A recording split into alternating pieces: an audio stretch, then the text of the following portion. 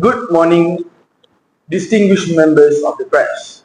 Ladies and gentlemen, thank you for being here.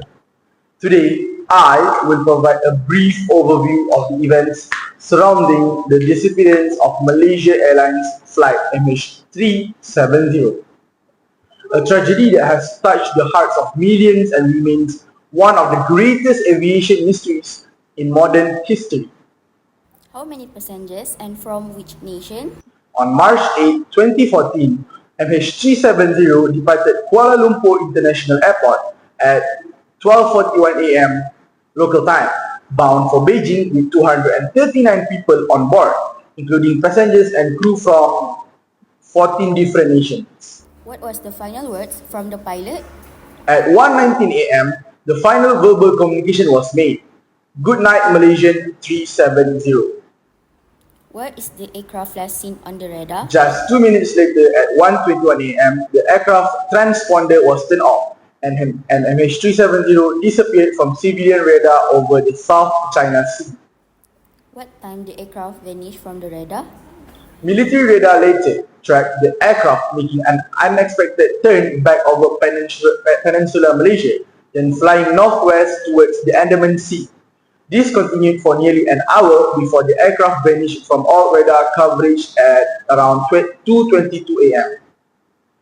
I will now be talking about search efforts. The initial search began in the South China Sea but was quickly expanded westward based on military radar data. A satellite analysis by Inmarsat indicated the aircraft had flown for several more hours, ending its journey in southern Indian Ocean. This led to one of the most complex and expensive search operations in history, involving dozens of countries and international organizations. Our key efforts included Australia leading the underwater search efforts in the Indian Ocean, deployment of deep sea search vessels and sonar technology, analysis of handshake data between MH370 and Inmarsat satellites. Despite years of coordinated searches, only confirmed debris was a flaperon found on Reunion Island in July 2015, and several other parts along Western Indian Ocean shores have been recovered. Now for major developments. Around 2015 and 2016, more debris confirmed to be from MH370 was found along the coast of Mozambique, Tanzania, and Madagascar. The official search led by the Australian Transport Safety Bureau (ATSB) was suspended in January 2017 after covering over 120,000 square kilometers without success. In 2018, a renewed search led by private company Ocean Infinity also ended without locating the aircraft. Despite the absence of the main wreckage, international aviation authorities have published safety recommendations based on MH370, improving tracking system and satellite communication on commercial aircraft. Ladies and gentlemen, we remain committed to transparency, to honoring the memory of those on board, and to providing answers to the families who continue to grieve. MH370 is not forgotten. We reaffirm our dedication to working with international partners should any new credible evidence emerge. On behalf of the Malaysian government, I extend our continued condolences and support to the families affected. We remain united in the hope for answers and our resolve to prevent such tragedies in the future. Thank you so much.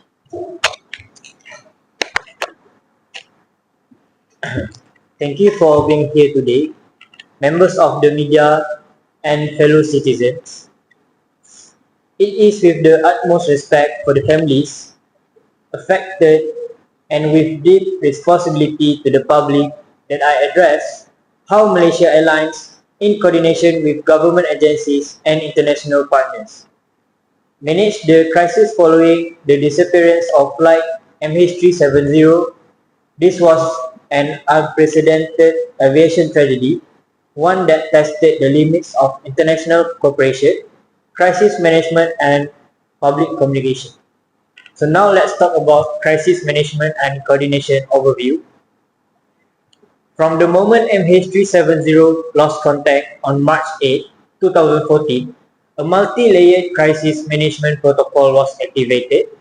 Malaysia Airlines immediately established an emergency operation center. The Malaysian government, through the Department of Civil Aviation, the Ministry of Transport and the Prime Minister Office, coordinated with regional air traffic control centers and launched a search and rescue operation. International collaboration quickly followed, with assets and expertise offered by more than 26 countries, including Australia, China, the United States, and others.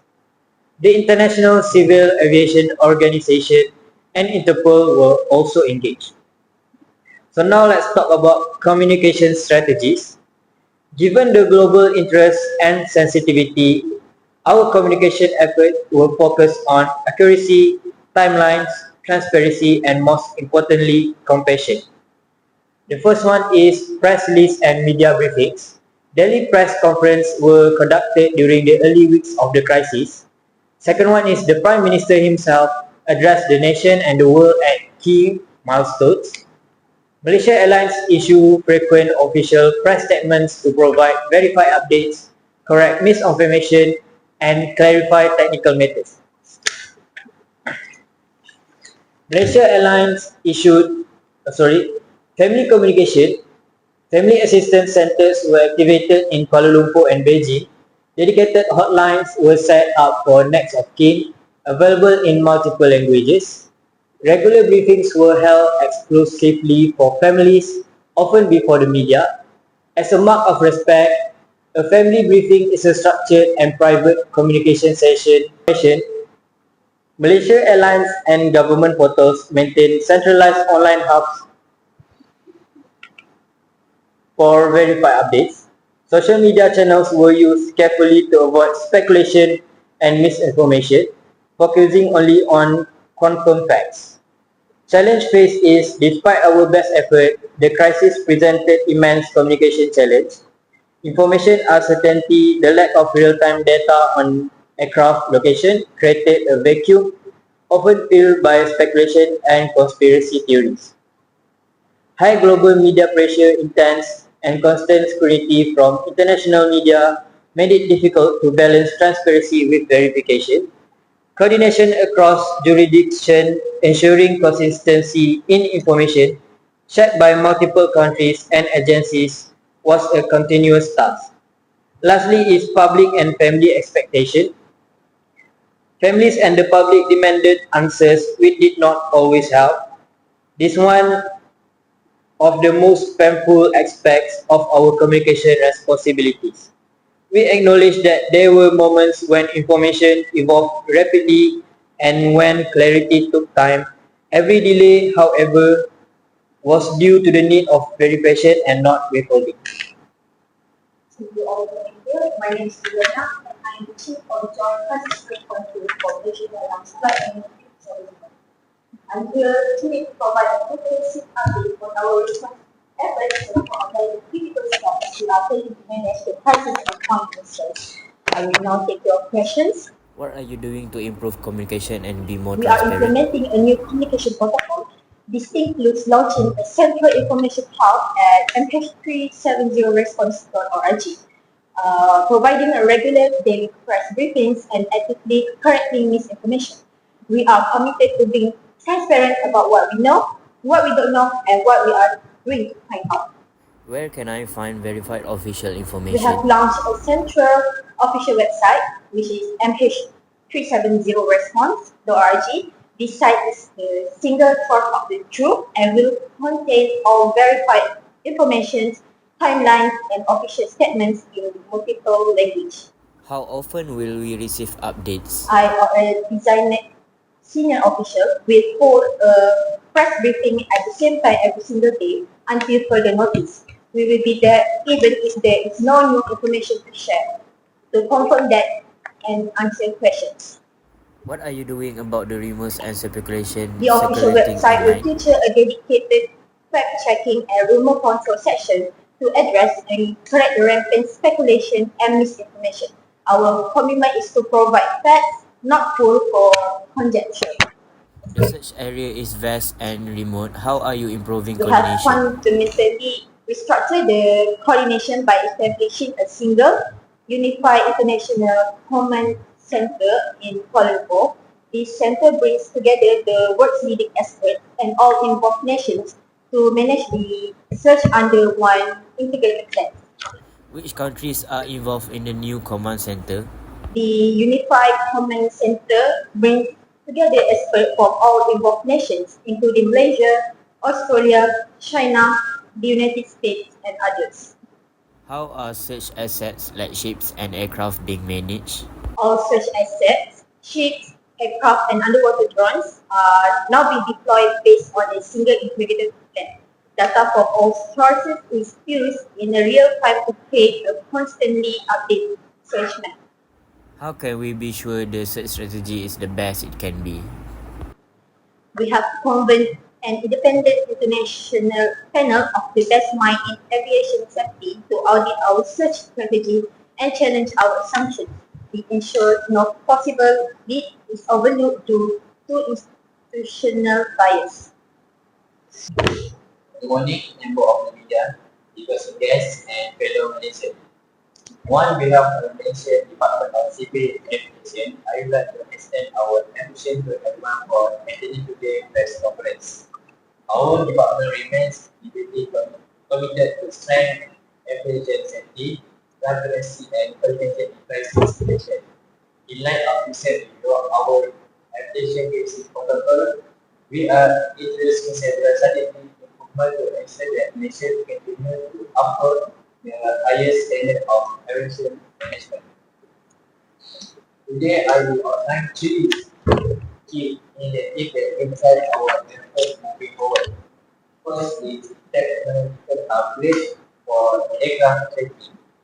To ensure the accuracy and reliability of flight monitoring, we are implementing advanced technology that will improve real-time aircraft tracking. Key improvement include like satellite-based tracking system. Every aircraft operating under Malaysian jurisdiction will be required to use upgrade tracking to manage available of flight notification data every minute. Next is enhanced communication infrastructure. We are strengthening data connectivity between the controller tower, the line, and rescue technician center to measure immediate response to the emergency. And centralized monitoring platform, a new integrated system will allow us to monitor all information flight from a single nature command center, providing faster decision making in critical moments. These updates are part of our long-term vision to make Malaysia a regional leader in aviation safety and pricing readiness. And the second one is media management strategy to reduce misinformation. In time of crisis, clear and consistent communication is essential. The department will establish a dedicated crisis communication unit to manage all media attention and public updates. This initiative will include verified information channel.